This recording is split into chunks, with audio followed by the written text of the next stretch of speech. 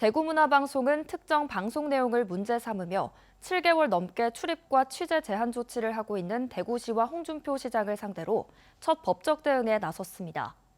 그동안 대구시의 법적 대응에도 언론사로서 대응을 자제해왔지만 경찰의 무혐의 결정에도 오랜 기간 언론과 표현의 자유를 침해하는 데 조치가 필요하다고 판단했습니다. 김은혜 기자입니다.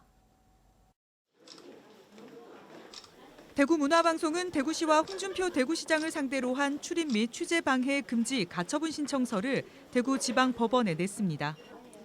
대구시는 지난 4월 30일 대구문화방송 시사 프로그램인 시사톡톡이 다룬 대구 경북 신공항 관련 내용은 허위이며 명예를 훼손했다고 문제 삼았습니다. 대구시는 물론 산하기관에까지 취재를 거부하라고 지시했습니다. 관련 지시가 있었던 직후 사전에 조율됐던 인터뷰와 촬영 일정은 일방적으로 취소됐습니다. 7개월이 지나는 동안 청사에 드나드는 것과 전화나 현장 취재 등 모든 취재를 막고 있습니다.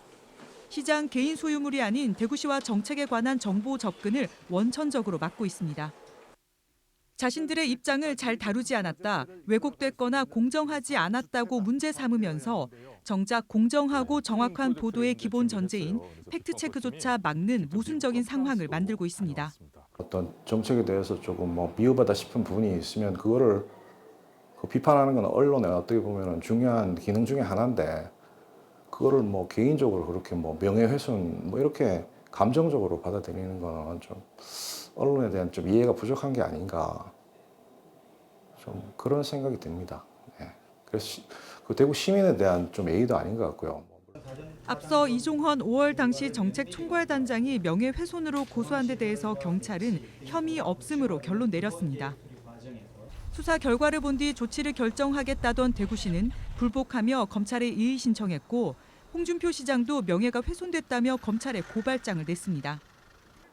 현 상황을 지속할 의지만 보이는 대구시에 대해 대구문화방송도 언론과 표현의 자유가 권력자에 의해 특정인의 아집에 의해 유린당하는 것은 반드시 막아야 한다는 판단으로 법적 대응을 결정했습니다. 취재 금지라든지 출입 금지라든지 이런 것들이 법령에 어떤 근거가 있다면은 처분의 적법성을 인정할 수도 있겠지만 그런 법령의 근거를 찾기가 어렵고 선례적으로도 일체 장기간 이렇게 취재 일체를 거부시키는 그리고 산하 기관들까지 일체 취재를 못하게 한 그런 사례들은 사실상 유례를 찾기 어렵기 때문에 넉넉하게 위법성이 인정될 것으로 판단됩니다.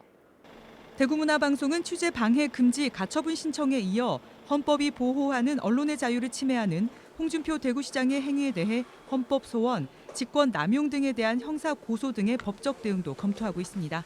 MBC 뉴스 김은혜입니다.